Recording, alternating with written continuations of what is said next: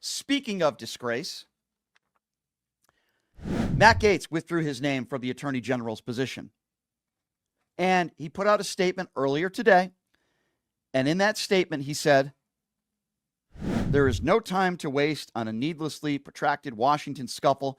Thus, I'll be withdrawing my name from consideration to serve as Attorney General. Trump's DOJ must be in place and ready on day one." This has nothing to do with the scuffle. This has nothing to do with Matt Gaetz being a distraction.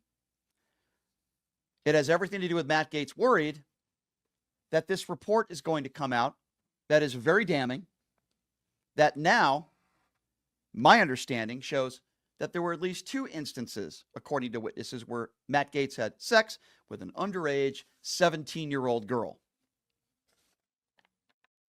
And it is interesting to me that some of these MAGA Republicans seem to be the first kinds of people that will call liberals or Democrats. You hear this stuff all the time. Attacks all the time. I've even been in situations where I was interviewing Donald Trump supporters and they would scream really weird things at me. They'd call me a, they'd say I got the 5th booster. These are very stupid people, obviously. But the same kinds of people that want to call others are the same people that are defending themselves in Matt Gaetz. Either, it is interesting, right? The Democrats want the report out. Most of the Republicans do not want this report out. The report's going to get out eventually. I promise you that. I was right about Matt Gaetz, that he would never be affirmed to be the Attorney General. And I'm telling you, I'm right about this. The report is eventually going to come out. It's going to come out. Whether Matt Gaetz likes it or not, whether some of these disgusting, deplorable MAGA Republicans like it or not, it's going to come out. I want you to listen to a CNN interview that the attorney who was representing the women who claim that Matt Gaetz slept with her, or the woman, I should say, while she was a minor.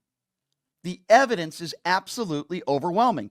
And the pictures and the Venmo, PayPal payments, and over a dozen witnesses. Have a listen to this attorney representing this woman. When does all this happen? The sex is happening before the Fox News interview, before the show, before the... The payments would take place before or after the event. So sometimes, in this instance, I believe the testimony was that they received payments in part for flights before, and sometimes there'd be payments on the back end as well. But it's not something where we're talking about leaving money on the table or anything like that. Mm-hmm. All the transactions, generally speaking, were electronic. There's evidence of one check that was provided to my client, but generally speaking, it was electronic, and those payments would come either before or after. That's what the testimony was before the House. All right. So how much evidence do your clients have? I mean, obviously all these payments are there, but as the House Ethics Committee would have, that the Senate may get to see, are there also pictures of all of these times together in these parties? I would assume there's a lot of video and photographic evidence. Well, despite the fact that my clients weren't allowed to take pictures, there was a strict no phone policy. There are numerous photos that they were able to provide. So they provided photos to the House at the New York event. They provided selfies that Representative Gaetz sent them. They testified that they sent Representative Gaetz nudes from time to time at his request, and also on their own accord. Yeah. There are also numerous text messages, group messages between them as well. But you have to understand that my clients are only 2 out of the over a dozen witnesses that testified. I was present for 2 of those. And so what I'm telling you is just a fraction of the evidence that's available of the thousands of documents, and the 25 subpoenas, 12 witnesses. So and I guess that's a crucial part of this. The House Ethics Committee is scheduled to make its decision on releasing their full report. Do you think the allegations you're talking about here and detailing, which have to do with your 2 clients, are a large chunk of their report, or do you think that this is the tip of the iceberg? Well, I do think that's probably the tip of the iceberg. My clients did play a central role, but the evidence that the House has, I would presume, is overwhelming because my clients were just 2 of the other witnesses, and there are very important witnesses who have yet to come out and give a preview of what the House Ethics Committee results might show. The attorney just said this is the tip of the iceberg, and they want to say a 2-tier justice system. Thousands of documents, this attorney says, and I believe him. Thousands. Venmo payments, crystal clear as day. Upwards of $10,000. Matt Gaetz paying underage women for sex. And as the attorney just said, This is just the tip of the iceberg. But this is the definition, in my personal opinion, of white privilege. And when African Americans in this country and minorities across the land in the United States of America talk about white privilege, Matt Gaetz is exactly who they are talking about. This is a guy who was pulled over for multiple DUIs when he was younger. His father was a prominent politician, got him a slap on the wrist, and got out of most of all of those cases. And now here is another example. Matt Gaetz paying women for underage sex. Yes, I believe it to be true. I'm not going to say allegedly anymore because this report is going to come out where we will know that Matt Gaetz did have sex with underage women. The testimony, just a few women, and he said it's the tip of the iceberg. There's probably, I think, as he said, over a dozen more witnesses that have yet to testify. There's a paper trail. There's Venmo payments.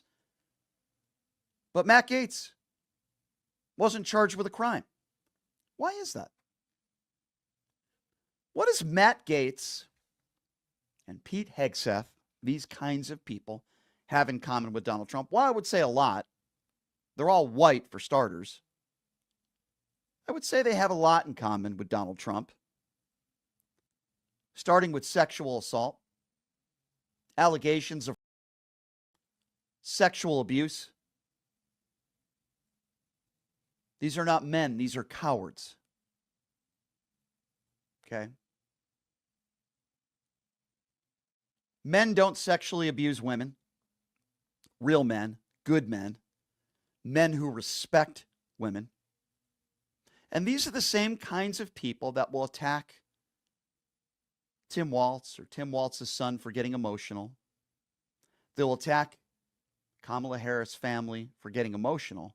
And somehow they're not real men for crying. But somehow the people who are saying you're not a real man if you cry are the same men that are accused of sexual assault or rape or liable sexual abusers.